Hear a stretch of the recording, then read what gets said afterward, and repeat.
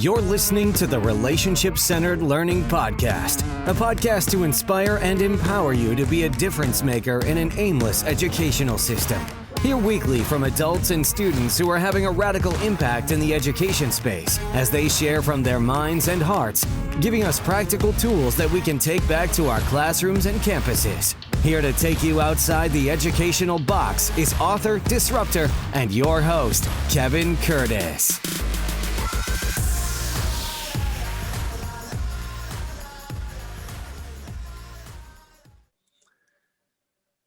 Hey, welcome everybody back to the podcast. This is going to be a Mindset Monday episode where I am solo and we just sit down and we're going to connect today on the concept and the idea and the importance of belonging in the educational system and in our classroom. So I noticed as I start to follow along with a lot of schools, not just in Texas, but across the country, that some schools that have gone virtual are starting to want to make that transition back to in-person teaching. So it doesn't matter what scenario you're in. You can still be teaching virtually or you can be teaching in person. The idea and the concept and the importance of belonging doesn't change. It only gets enhanced. So the reason I bring this to you today here in October is because I believe that when I've been asked for students that have been struggling, and typically October, as we've mentioned in a previous episode, Shocktober, which somebody made a comment to me and said, "Man, that Shocktimber." It's what they referred to as last week's last episode when we talked about Shocktober. So what's happening though is that some of the times, this is the time that you're going to realize that some of your students are struggling, if you haven't already. And a lot of times when I get asked, hey, how do you deal with these students that are struggling, not just academically, but primarily behaviorally? And I always tell them my first step, like step one to start to break this mystery down, is asking a simple question. Have we really thought about and discussed the concept of, does this student feel like they belong in your classroom? And I say this because it's so simple, yet it is very complex. And when we look at belonging, one of the things that we have to start to take a deeper dive into is Maslow's. And so I've seen, there's you have to Maslow's before you can bloom. There, you have all of these quotes out there referencing Maslow's having to be taken care of before you can even go into Bloom's taxonomy.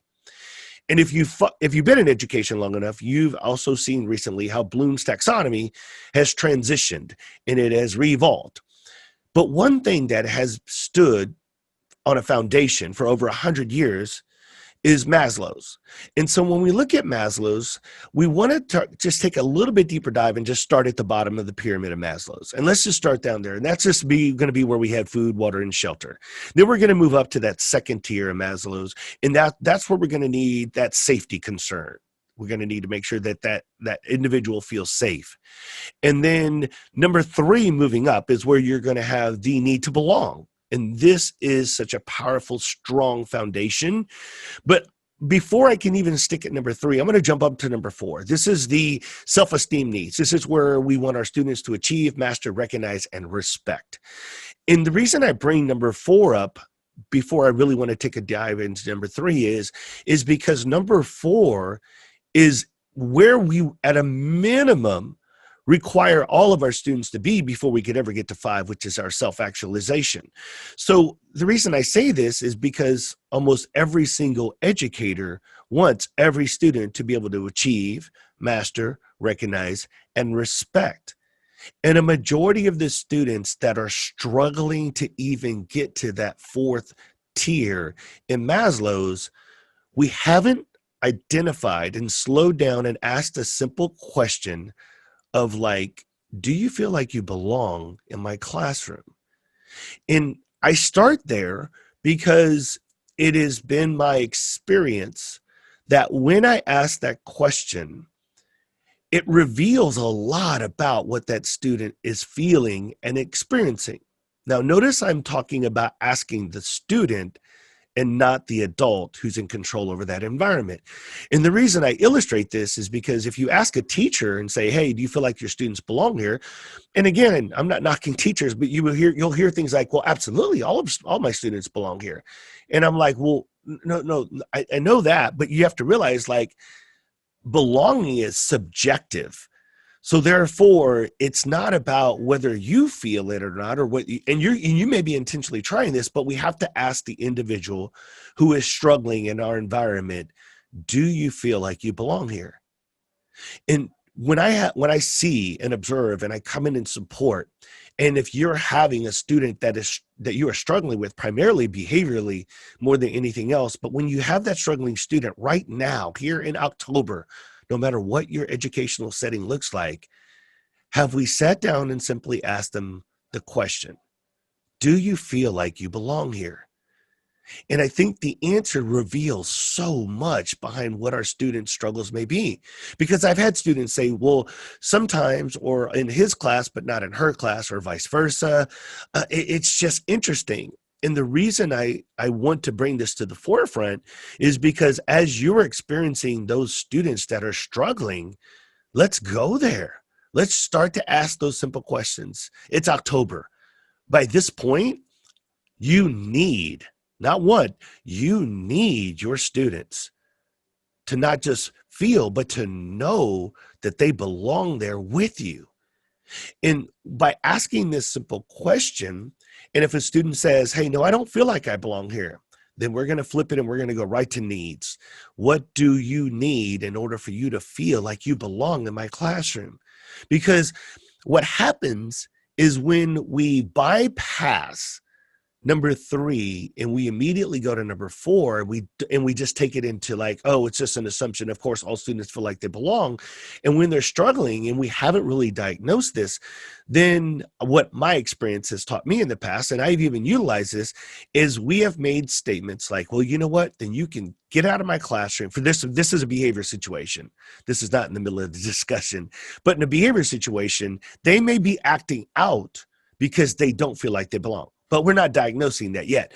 But what we're doing is we're saying, I've had many educators, including myself in the past, have said, you know what, young man or young lady, you can get out of my classroom and you can come back in here when you can respect me. And I've heard those types of phrases, multiple, and I've said those before. So I'm guilty of it too. But it was not until I took a deeper dive into this work to articulate and understand what is actually happening there. Because when you tell a student, and that could be a verbal, that could be when you kick them out and remove them in the hallway, when you remove them out of your virtual setting, when you suspend them on a continuous basis, when they continue to be removed without being told and reminded that they're loved and that they belong here, then think about it. Inadvertently, we're just sending a message that says, look, you can belong here when you can act right. And you can belong here when you can achieve, master, recognize, and respect. When you can do those things in the level 4 of Maslow's, then we'll let you feel number 3. And I think that's what we have to recognize is we're inverting them for those handful of students that are behavior problems. And those struggling students need to recognize, and we need to be the ones that diagnose with this conversation with a simple question. Do you feel like you belong here? Because what we're saying is, I'll let you belong here when you can achieve, master, recognize, and respect. And yet we're living out that definition of insanity, and we're not getting the results from that student because we're threatening them with the idea that you can belong here when you can accomplish this. When what Maslow's has taught us is, what if it works the other way?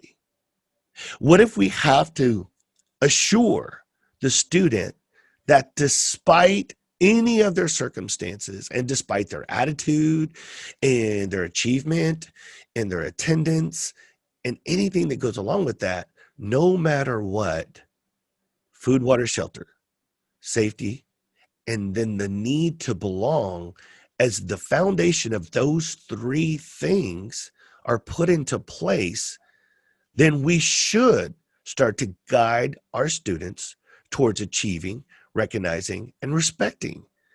And I say this because the light bulb didn't come on for me as a classroom teacher. And even when I first began administration, it really wasn't until we started using restorative practices and understanding exclusionary consequences versus belonging. But that when you exclude inadvertently, whether you mean it or not, when you say get out, you are saying you don't belong here. Now, we can sit there and argue and say, I never said that. I understand that. It's an inferred message. And so as much as we think that students struggle with inferencing, that's one thing they're really good at inferencing is you don't want me here. You've suspended me this amount of times. You've asked me to leave more than anyone else in this classroom. And I'm not saying that they should always stay. I am saying that I went from you going nose to nose and telling kids to kick rocks and not thinking about how their feelings were impacted by this. 2 years later, being able to suspend a child and being able to say, today, you made a poor decision. Based on your decision, though, my student code of conduct, my discipline plan, whatever it is, my care plan, as we talked about before, I have to be able to, I'm going to need to be able to send you home or exclude you from this. But listen, I want you to know that even though I'm suspending you today, that I love you and that I'm proud of you because you know what? You're still a young man or a young woman and you're making choices and you're going to grow from them.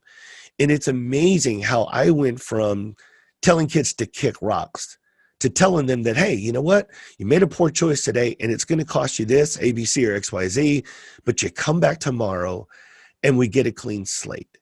And it's over with tomorrow and that's it.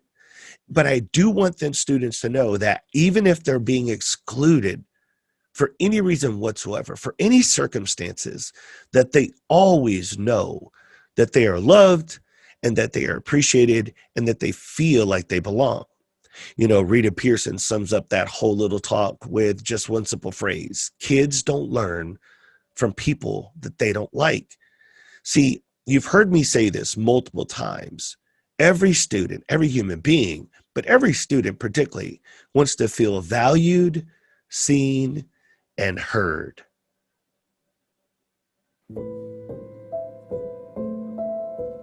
Notice me. When no one else seems to care. Even when I hide behind a hoodie. Especially when I'm struggling.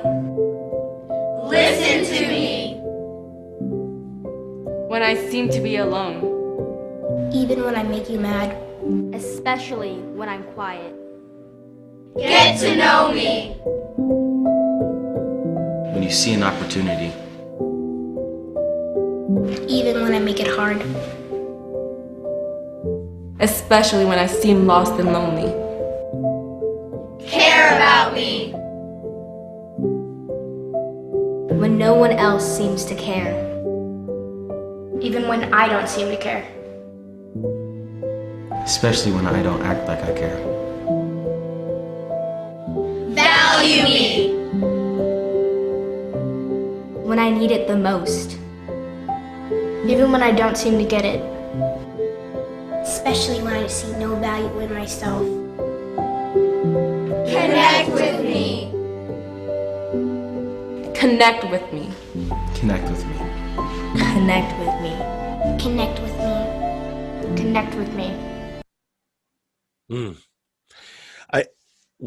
When we created this video, it was so important to make sure that educators hear past their behaviors. No matter what they're saying with the behavior, their words or their actions, every student wants to feel valued, seen, and heard. When you feel valued, you feel seen, you feel heard, you feel like you belong. I hope that today's episode gives you something to think about as you are continuing to engage with students in so many different ways and so many different platforms today. It's tougher in education to be an educator now more than ever. I just want you to remember that students need to feel like they belong, and so do adults. So to my leaders out there, don't let this go over your head. Don't let you just think this is about your students.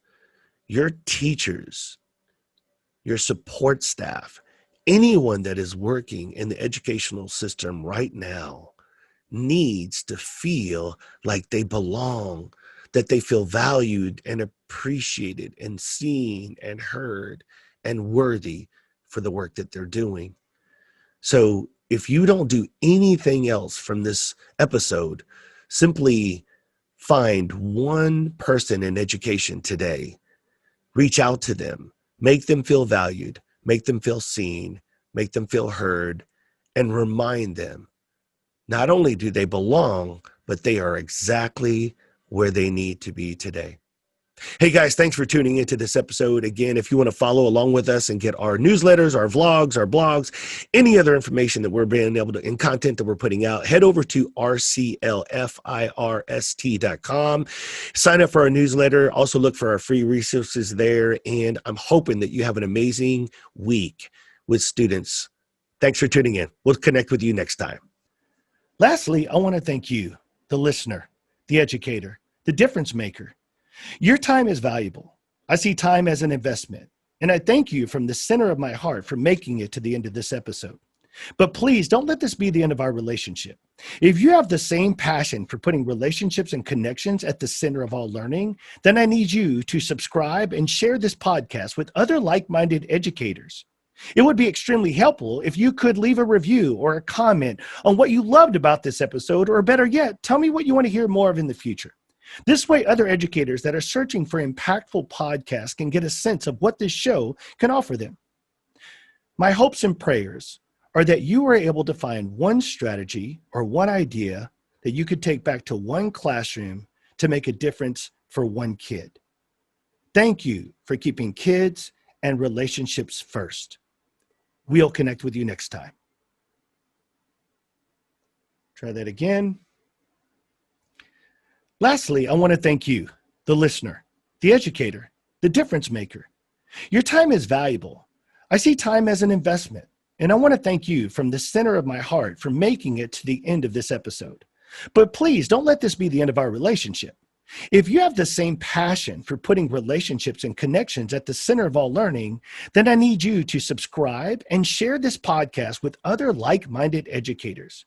It would be extremely helpful if you would leave a review or a comment on what you loved about the episode, or better yet, tell me what you want to hear about more in the future.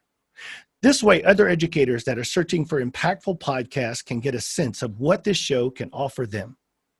You see, my hopes and prayers are that you were able to find one strategy or one idea that you could take back to one classroom to make a difference for one kid.